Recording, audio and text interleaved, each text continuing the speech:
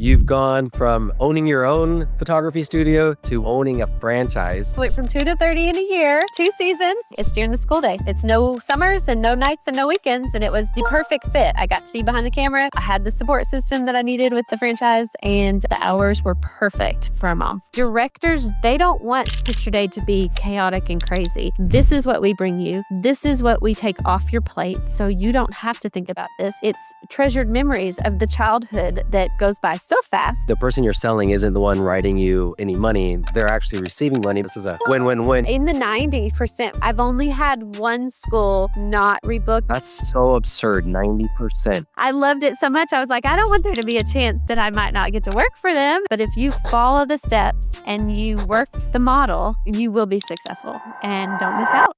Awesome. Natalie, super excited to talk with you today. You've gone from owning your own photography studio to working with Spoiled Rotten corporate and now owning a franchise. Super cool journey, and I'm excited to dive into it.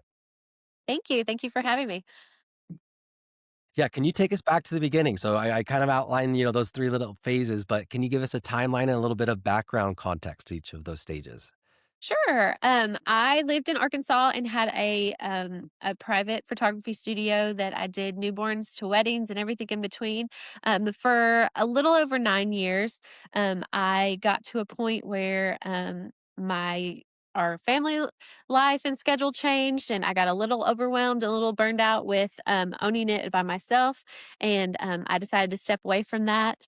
And then started looking for other opportunities and found Spoiled Rotten, a territory manager position in Northwest Arkansas. I found the ad online, and I put in an application, and I talked with Melissa, and I really felt like, even though it was a big move for my family and across the entire state, I felt like it was the right move because really enjoyed talking to Melissa and what she said and what her company was, just what they were. And so I wanted to be a part of that. And so I decided to take the territory manager position. And I did that June of 2024. I did my first season in the fall with, they had 2 schools when I signed on, and I jumped in with both feet and went after it. And I followed the plan and I followed their system, and we grew very rapidly. And by the end of my second season, which was spring of 2025, about a year ago, I had worked with 30 schools. So that's the So time when I was crazy. like, I know, I was like, okay, we went from 2 to 30 in a year, 2 seasons. So I just really loved the system, and I loved that it was pretty cut and dry. There was complete support there, and so I decided I wanted to be a bigger role and take over my area. And so I went from territory manager and bought in, and now I'm a franchise owner. Yeah, so I mean, and all that happened in that 2-year time span. Yeah. Like, I'm gonna move, I'm gonna get a new job, Yes. but in your mind, you're probably like, well, at least I already have the skill, and then Right. you're probably already seeing, okay, well, rather than doing newborns and weddings, which is a different skill set, let's just hyper focus on one thing, kind of buy into the system, and then once you kind of saw it firsthand, you're like, how do I get one of these? Or is it Melissa like, Right. let's go, Right. Natalie. And it really was the schedule just from where we are. And I have very active kids, and their stuff is on nights and weekends. And owning my own business as a photographer, that's when photographers work, is nights and weekends. So I was missing being behind the camera and the creativity part of it, but because I needed to be with my family on nights and weekends. And then when this popped up, and it's during the day, it's during the school day. So it's no summers and no nights and no weekends. And it was the perfect fit. I got to be behind the camera.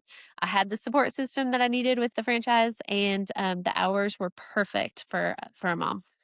Yeah, can you walk me through a little bit more? Like, I'm coming in, I'm going to do all the photography myself. So, I'm just figuring it out.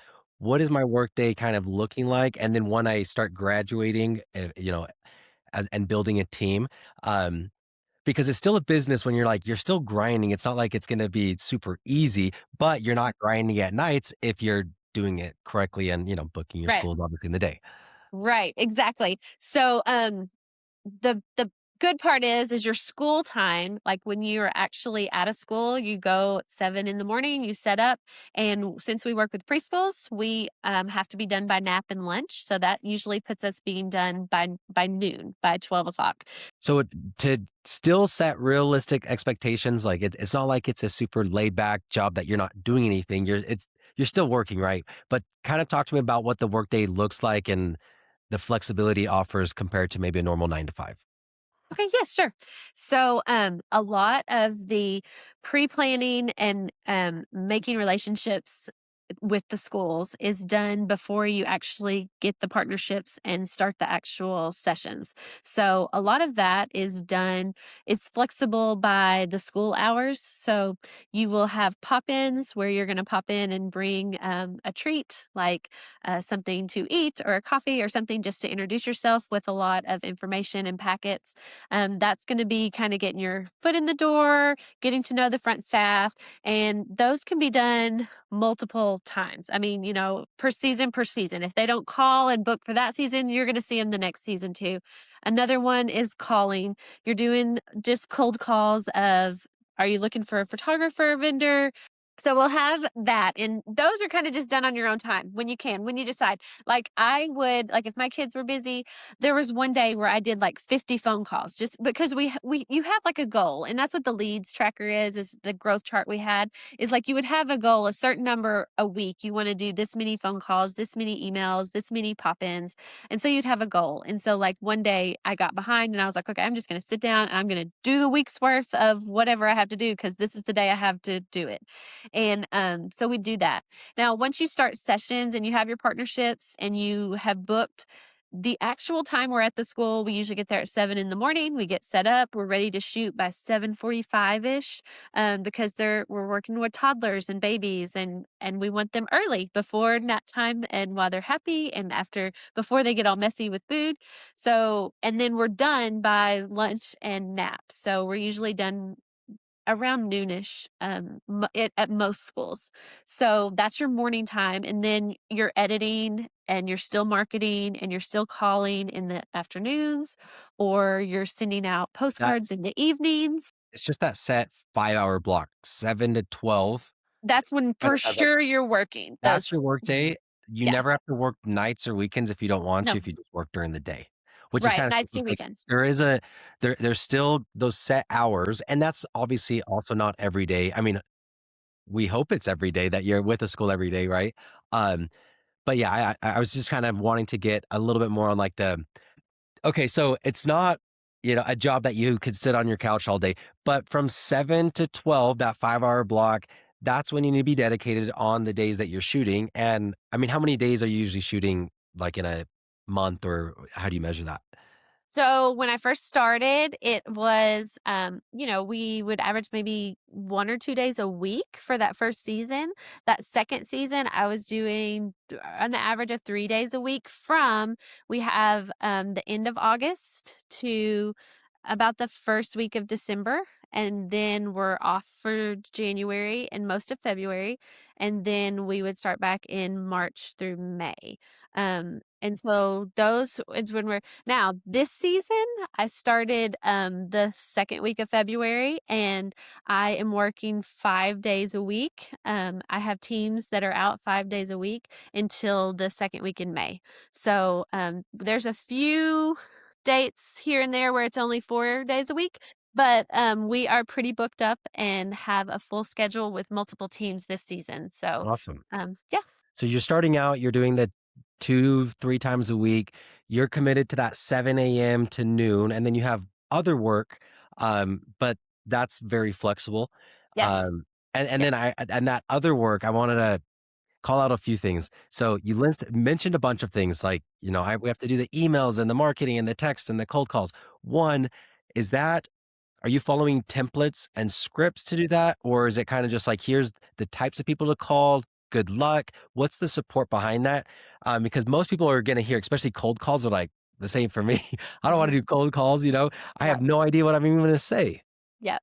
And that's the community of Spoiled Rotten Photography is all the franchise owners have always shared what's worked for them, what hasn't worked for them, so it's kind of created templates of and guides that you can follow. Some people are really good at that and just can, pick up the phone and on a whim. Other people, as we talk through our grow meetings, because we have weekly meetings where everybody gets on and we share, what happened with us or what worked or what didn't, and we kind of work through things together if anybody's struggling in certain areas. But some people want the fully like guide, like tell me exactly what to say. And some people are like just pick up the phone and they'll wing it and see if it works out. So everybody's different. But there is a template and a model to follow. And it just we call them that you want to communicate with the school and reach out to the school in different ways because like you said, not everybody's going to listen to a cold call, but not everybody's going to like you to pop in. I mean, there's some centers that are very strict on you're not getting past the front door, so then you might reach them better if you mail them something or if you send them an email or things like that. So there's different ways of communication that are on the list because every center is going to be different, and getting to the person that actually works with the vendor and books the vendor, it might be different for every school of which form of communication reached them. So the model is to try all of it at least once every season until you get your foot in the door. And then again, it's like I could, spend years and years, be like, "Okay, what do I do with these types of schools or these types of schools?" Or if you're part of a community and a franchise where the entire community and franchisees are meeting, on a weekly basis for anybody who needs help, plus support systems and all of those connections. So yeah, I love that. Knowing the franchisees, the ones that you do know, which I'm sure is a lot of them, how many of them are salespeople that came into this, be like, "Yeah, I will crush this job because I'm good at cold calls," or is it not really to do with that? Like kind of walk me through what I think could be, a hurdle. How am I actually acquiring a new customer and convincing them to go with me when they don't even know who I am yet? Right. So, I was not a salesperson. I was terrified of that part of it. I'm not. I've never been afraid to put myself out there when I am confident in what I am and in a service I'm providing. And so I'm not sure how many people came in for sales. I know that a lot of the franchise owners came from the corporate world from what I'm learning, and so I don't know their exact expertise on what they were in the corporate as far as if it was sales, but, there's lots of good info that they share. A lot of us were photographers that kinda just morphed into this type of game, so, but anyways, That's as kind of far what I as see for sure. I mean, yeah, who the people I've talked to are like, "I'm not a salesperson at all." I'm like, "Well, how are you selling then?" And it's like, and it was it's more of the easy. yeah, Yeah. to walk me through that. So it's like, I'm not a salesperson, but if somebody can just listen to me, what is it that you're selling that you're believing in that makes it, such a high conversion? And I had, specific to my background is I was a mom's day out director for a certain amount of years when my kids were very, very, very little.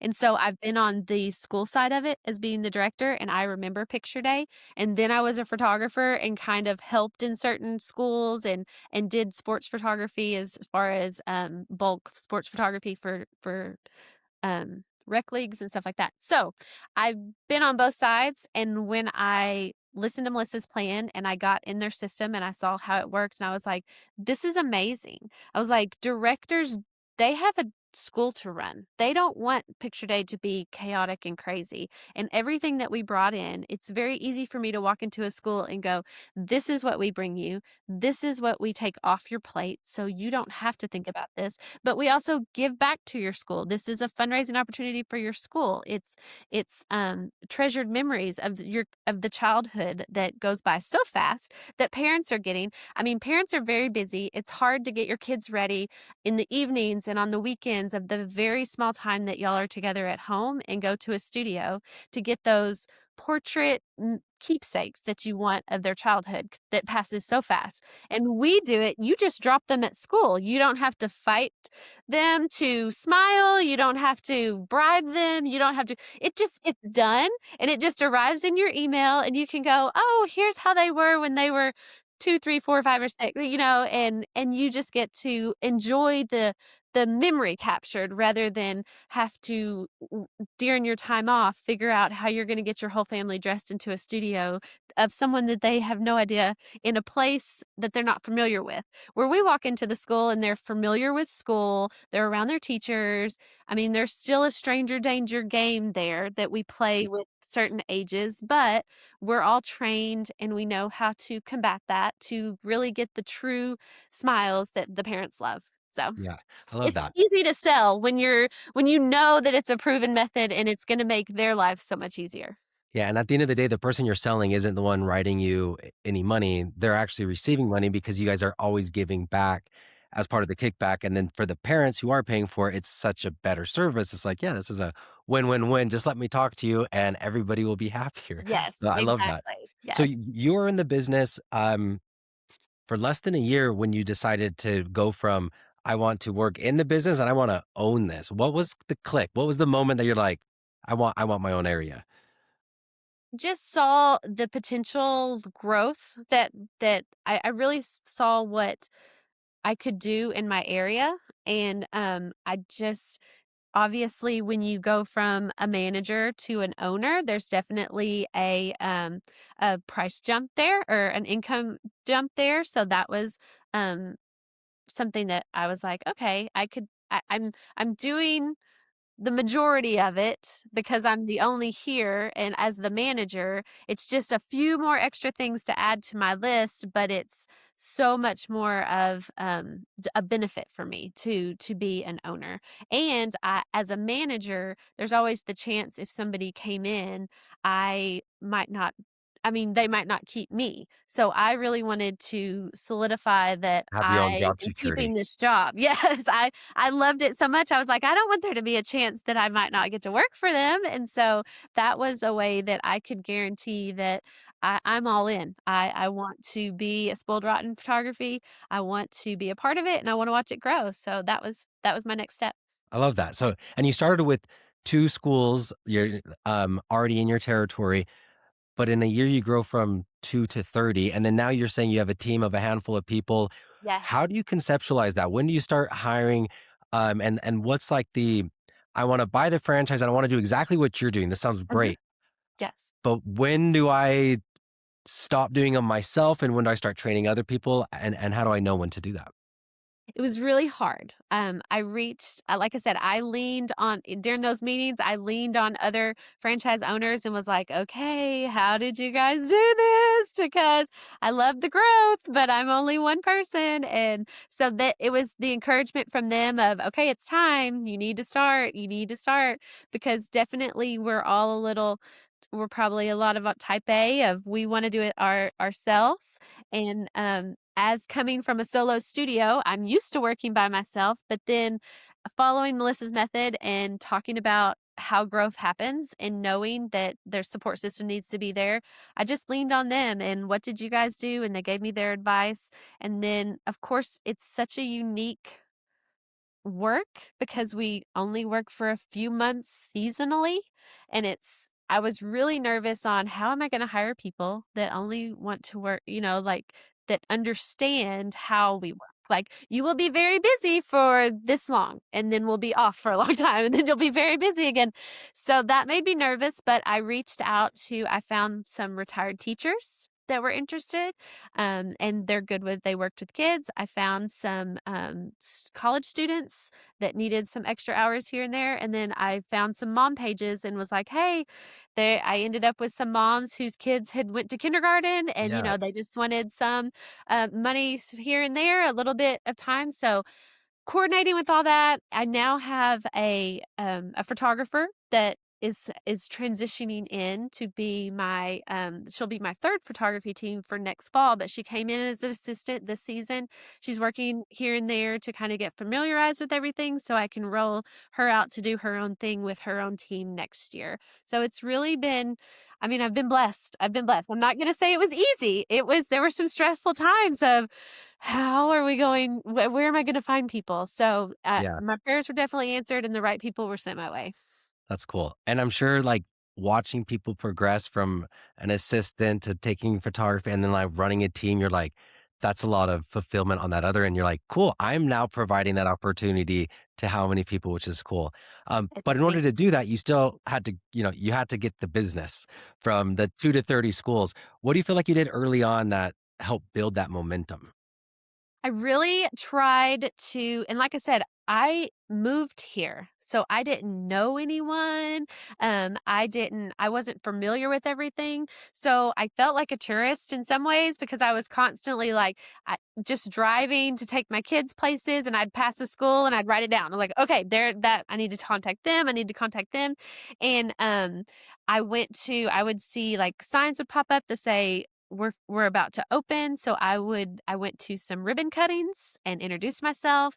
There was one school that was being built. I went and took waters and things to the crew that day that because they had posted on social media because there was one school I was trying to get a hold of the director and I was just having a hard time getting in touch with her because she's a very busy lady. She had multiple different ways, but I followed the schools on social media. And I saw her pop up one day and she was doing a live and she was actually at another school that had worked with. But that school was closing, but she was coming in and she was going to keep it open and she was taking over that school and I was like, it's not very far from my house. And I saw her on the live and I knew she was at that school right then. And so I hopped in my car, I grabbed some treats cuz she's like, "We're here this weekend. We're going to clean this weekend. We'll be ready you bring the to open on Monday," and I took a bunch of snacks Yes. and waters That's to awesome. introduce myself because I knew she was there, but it's just being local has allowed me to really, like, form relationships, that are not only school related, but, like, being able to drop into ribbon cuttings or open houses and just learning about the schools that I want to work with and that I do work with just so I can promote those schools and just promote our area as we want to be a service to the people of our area. So I that's love the answers like, "It's community, and that's how I'm hustling." But at the same time, you're like, "But I am also not part of the community yet because I just moved here." yes. But, like, that's what's cool, like, it allows you to plug into the community because communities are I mean, preschools are the communities, right? Like, you're in where, kids are being educated, so that's super cool. And now your market is maybe you don't live in a big metro, right? So how do you know, like, what was it about the model with Spoiled Rotten that you're like, "No, this would work in my markets as well?" And now with 5 teams, I'm assuming you're expanding to, nearby cities and towns and things like Mhm. that. How do you conceptualize, like, when is a market too big versus too small? What am I looking at? Well, when we first sign on, they send you a list of every possible preschool in the area and with the contact information. So you kind of have an overview of here's everything that is childcare related. And then you have to figure out private and public. I mean, like the school. Currently, I focus on preschools. Obviously, our system and the franchise with easygo and things, we're able to now do K through 12 schools too. I haven't branched that direction yet, but there's the possibility of that direction too.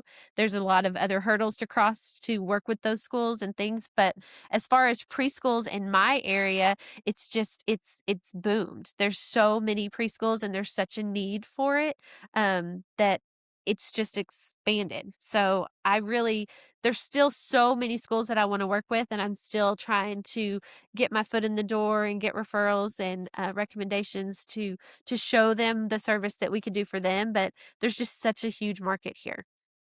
Yeah, and I guess that's one thing you just like, I don't know how many preschools are in the area because for every elementary school, how many preschools have to exist for that. Yes. Um, and preschools make up 80-90% of your business. Is that accurate for you as well? Yes. Probably I only have one school that I do that is not preschool. Right now, Yeah. it's almost all of my business. And then talk to me about attrition. Like, if I sign up 10 new customers this year, how do I try to keep 8 of them for next year or 7 of them or all of them? We still try like spoiled rotten photography. So I always tell my directors, we're here to spoil you. We're here to spoil parents, but we want to spoil our schools. So I am all big on the goodies and the treats. Now, there's a lot of franchise owners that will make their own treats. I attempted that and was not the best baker, so I resulted to be the donut lady.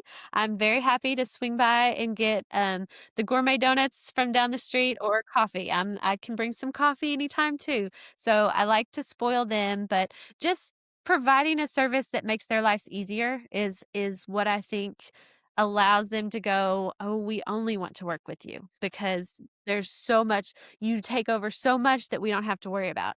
And, they if I make their lives easier, then I'm usually seeing them the next season, and they'll go ahead and book. Now there are some that, it just didn't work with their schedule or the parents have, other ideas. They're used to other competitors. Our prices are different, and so sometimes at first, they think that they want the different price point, but then when they go back and And they understand it? Yeah. will work with the competitor and they realize the difference in not only quality or the organization and the things we bring, but they realize the difference in the actual keepsakes they receive, then a lot of times they'll come back our direction. But we totally understand it. We know. Yeah. If I mean, if you have 10, let's say you're 30 customers. We have 30 schools. How many of those 30 schools are you expecting to stick with you over next year versus like, so I can kind of conceptualize like how much time am I spending getting new business versus keeping the new business? Because I've heard in the system, the attrition is very low. Like once you get a school, they're usually very sticky and and then now it's like, wait, is this a reoccurring revenue model? That's kind of cool. It's I would say in the 90% would I rarely have them not book, and if they Yeah, don't that's book the crazy. next That's season, so absurd, I 90%. know if they don't book if they don't book the next season, it's because they just wanna do once a year, and so they'll book I mean, like, they'll stay in the fall and they'll skip spring and do fall, but I've only had 1 school not rebook, and it's because they got a new director, and she brought the she had previously worked with a different photographer and brought it to its school, so I'm working on her. We're hoping to win her Yeah, over. I But love yes. that. But yeah, it's been so far I'm still new to the game, but so far so good. I hope that means I'm spoiling them well. Yes, that's so cool because, yeah, I mean, again, you're not starting from scratch every time. You're like, "Okay, this person got married. I just got a cool wedding." Well, they're not probably gonna get married again, at least not for a while, and then you're just always on kind of that sales grind where this is more getting a book of business, filling it up, building a team so you can expand your book of business, and then I mean, how many cities are you in? Or is everything within, a 20-minute I drive, or how far do you expand? I the far my farthest school is about 40 minutes away, but I Yeah, cover that's a decent. 4, not territories, but 4 cities are in my territory. Yeah. So, I live on the upper side, so when I go to the last city, then it takes a little longer, but yeah, it's not a bad drive. Did you ever think that this was possible before you met Spoiled Rotten? Like, when you were doing this yourself, could you ever imagine yourself running a team of, a handful of people all working at the same time, different photo shoots? I've always loved being a leader, so I could always see myself in a leadership role, but some people might say because I like things to go my direction and I always jump into the leadership role, but, I I'm comfortable in that.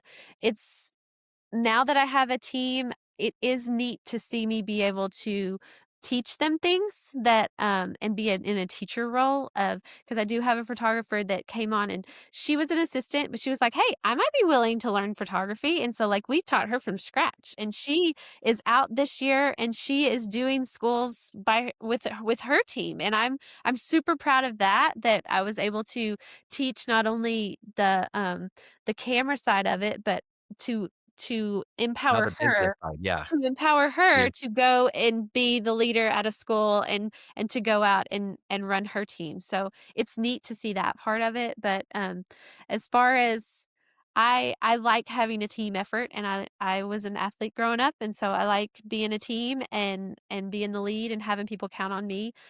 So yeah, I enjoy it.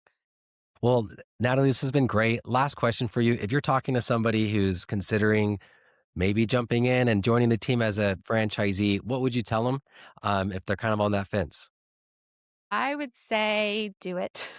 I would say, it's like I said, it's a great community, it's a great model and system. It's even though you feel like you're jumping into no man's land, you land on a padded surface. There's a team and a community to catch you. There's lots of great advice and valuable relationships within Spoiled Rotten that will everyone is always free, um, or they're always willing to give their experiences and help you out. From what my experience is, everyone wants everyone else to succeed. There's not that I'm gonna, there's not the ladder stepping and I'm gonna get above this one. Everybody wants everyone else to succeed. And that only helps the brand do better and that only helps Spoiled Rotten do better. But everyone wants to lift you up. And even when everybody's gonna have those off days and you're gonna be like, "Oh, nobody responded to my emails," or "I got 5 no's, we're good on the phone," or "No thank yous," and you're just like, "Oh, man," but you turn around and they're like, "Keep going. Keep going." And they've got a story like, "I did the same thing, and now I booked them 3 seasons later. They've come back Yeah, to me once they even though they told me no 2 years ago, now I go to them every season." So, there's just it's a proven method. Um, it's worked across in different areas across the franchise. Melissa's done a great job of making it franchise friendly or user friendly for the parents and for us as the owners of, just work the system. Now you gotta work your tail off, but if you follow the steps and you work the model, there you will be successful, and it's a great opportunity, and don't miss out. I love that, and that means a ton coming from someone who's tried it themselves, who's worked in a corporate role, and then said, "Nope, I want this for myself. I'm willing to take the risk," and it looks like it's paying off massively. So congratulations on your growth, Thank you. and thanks for sharing this with us, Natalie. It's been Thank super fun. you. Thank you so much. I appreciate you having me.